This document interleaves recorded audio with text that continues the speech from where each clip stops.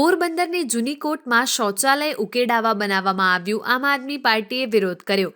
પોરબંદર જૂની કોર્ટમાં જનસેવા કેન્દ્ર, જ્યાં સામાન્ય લોકોથી લઈ તમામના કામ માટે લોકો વહેલી સવારથી જ પહોંચી જતા હોય છે, પરંતુ શૌચક્રિયા માટે મનપાએ માત્ર મહિલાઓ માટે સુવિધા ઊભી કરી, પરંતુ લાંબા સમયથી તાળું હોવાને કારણે આમ આદમી પાર્ટીએ વિરોધ દર્શાવ્યો છે. પુરુષો માટે કોઈ વ્યવસ્થા નથી અને જે જગ્યાએ મહિલાઓ માટે વ્યવસ્થા કરી છે, શૌચાલય બનાવવામાં આવ્યું છે, તે આવારા તત્વોની અવરજવર વાળી જગ્યા હોય તેવું કહી આમ આદમી પાર્ટી દ્વારા આજે વિરોધ પ્રદર્શન કરવામાં આવ્યું. જોકે થોડા દિવસોમાં સ્થાનિક સ્વરાજની ચૂંટણી હોય અને આમ આદમી પાર્ટીને પૂરતો વિરોધ કરવા માટે લાવો મળતો હોય તે પ્રકારની શૌચાલયમાં સ્થિતિ જોવા મળી છે.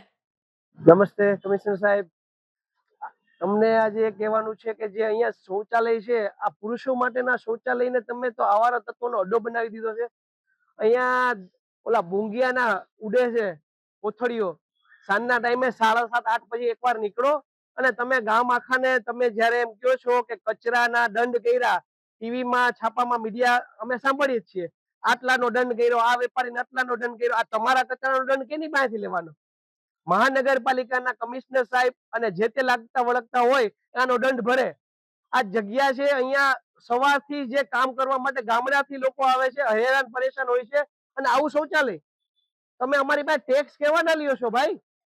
ફક્ત ટેક્સ અને ઉઘરાણી કરી અને ભ્રષ્ટાચારીઓના ગેટ બનાવવા, નવા રિવરફ્રન્ટ, જૂનો રિવરફ્રન્ટ તો હલાવી નથી ગયા, નવા બનાવવા છે, બગીચા બનાવવા છે, અને બગીચામાં શૌચાલય નથી દેવું. તમને શૌચાલય સામે કઈ વાંધો હોય તો લખીને આપી દો કે ભાઈ શૌચાલય અમે નહીં આપીએ.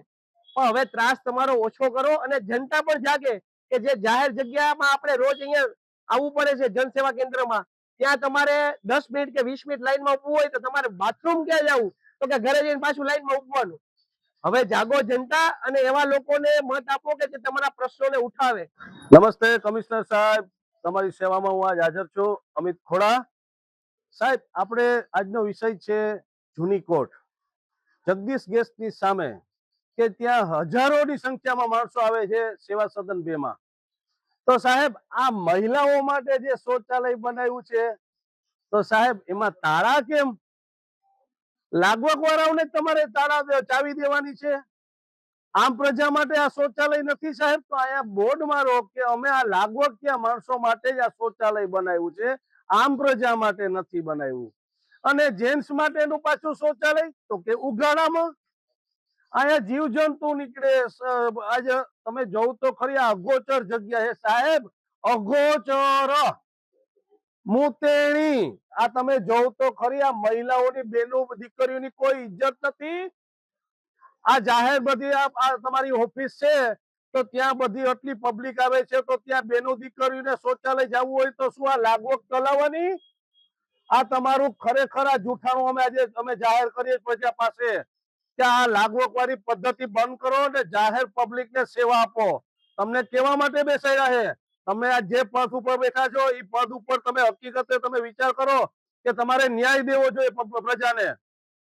બસ આટલું જ મારે તમને કહેવાનું કે આનો તમે ન્યાય કરો ને તાત્કાલિક આ તાળા ખોલાવો. રોજ નવા અપડેટ્સ જોવા માટે અમારા પેજને ફોલો કરવાનું ભૂલશો નહીં.